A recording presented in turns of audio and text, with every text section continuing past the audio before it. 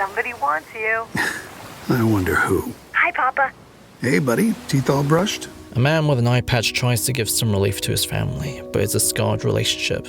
He's cheated. However, one thing the husband Slade and the wife Adeline can rally behind is their son, Joseph, who's eager for Papa to read him of the legend of the knight who's protected everyone by facing the worst alone. He wiped out the dragons and left. There's an imaginative performance that's embedded in this paternal relationship, where Joseph is always eager to listen and always wants his father to tell the story, and Slade embraces such imagined heroic role projected onto him because it justifies his big lie. Papa is not an international businessman, but an international Papa John's for hire. But since this version he's an anti-hero, he's got a vague conscience. Do better, General Suarez. Slade Wilson lives by a code where he kills for money, but the causes must be morally worthy of him. Yes, I kill for a living, but only if the cause is right.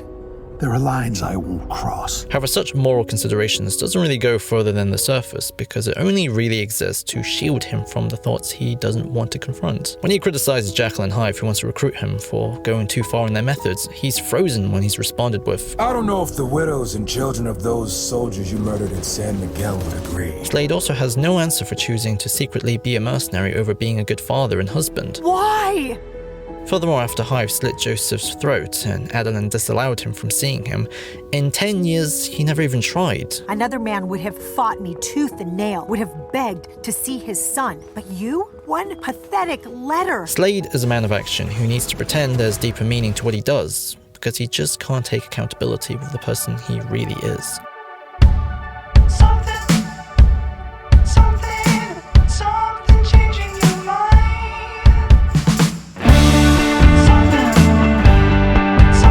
If you ask Slade what he does, he will easily just say, I'm a businessman, just leave me alone. I'm a businessman. Push him a bit further, he will switch to calling himself a knight fighting evil. I tried to be the knight Joseph believed I was.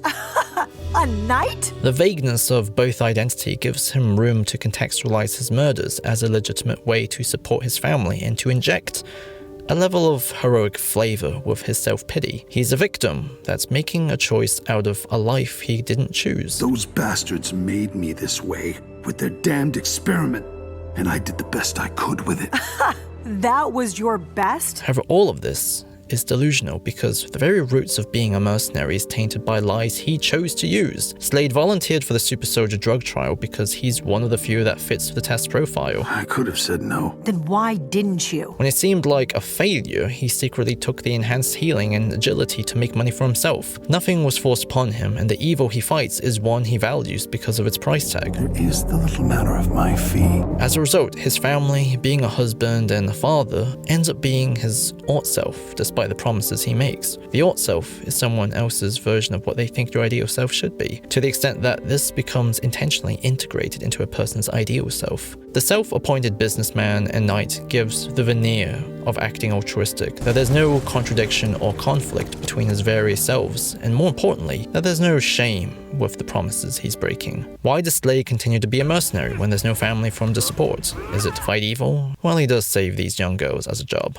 but he does continue to shut parts of himself off in order to avoid confronting the shame of his mistakes. You really don't see it? All these years, you've been compartmentalizing, filing pieces of yourself away in little boxes, lying to yourself and to me. So the past is his dragon.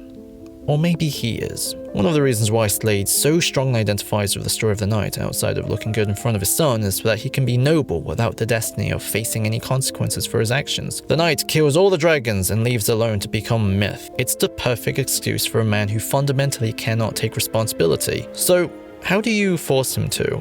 Kids.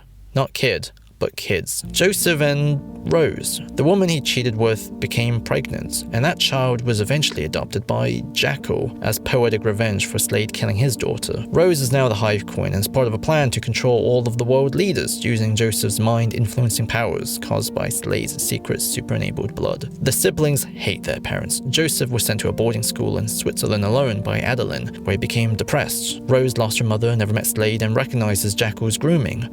All they have is each other. You don't need a mother or a father when you have me. This problem forces Slade to consider the shame that's now so tightly woven into their motivation, because the only way to save the world without killing them, which is something he never even considers, is to convince them He must become the truest version of what his son thinks he is. Joseph needs me.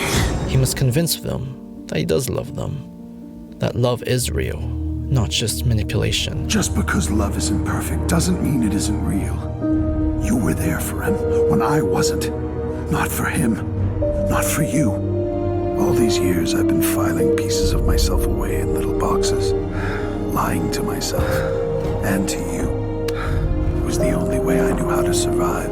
I'm not a knight, my love. I never was. But maybe now I can be the man you always needed. In context with the rest of his character, letting himself go to ensure Jackal and Hive are gone is an act of recognition that he's part of the problem too. He lowers his shield and accepts accountability. The sins his children committed are the byproduct of his actions. The love they don't understand came from his own inability to love. His lie divided everyone around him. The decision to lie was to avoid changing his ways and confront all of this.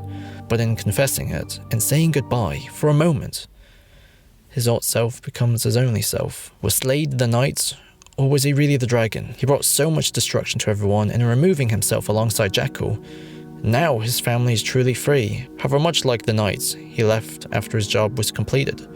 The morality he codified drew a line, but it was a rather arbitrary one upon scrutiny. But he did live by it sincerely, with all its faults, and followed it through. Although by accepting he had no place with his family, this means he never really truly envisioned himself being with them in a shared future. He never thought of a life other than his routine in killing and making a profit. He loved the idea of the family. He loves Adeline, Joseph, and Rose. But the reality of being a husband and a father for them, though, he could never live in it, because it would require him to file away the one part of himself he just can't, the one part of him that can't be left in the past. Business. Slade Wilson, a good and decent man who loved his wife and son, who'd do anything for his family. But you're a goddamn mercenary, selling death to the highest bidder. Let me try to build a life for myself. For us. Then, the past is dead, Addie. And nothing we do, nothing we say can change it. But the past isn't dead, Slade. It's happening all over again. And if you still want me... Why wouldn't I want you? You don't really care about him. You never did. This is just another adventure to you. Another chance to prove your questionable man. Doesn't matter now, does it? Is that manipulation or love? No, not when you destroyed our family. And another one you didn't even know you had. When I see that old man... If you're going to be angry at someone, try yourself. We've got plans, a whole life ahead of us. The Army's the only life I've ever known, Addie. You've made some terrible choices in your life, Slade. And the people you love... Being that good soldier, following orders, killing the enemy... that you claim to love, have paid a terrible price. There's more to you than that. That's your forte, isn't it? Destruction.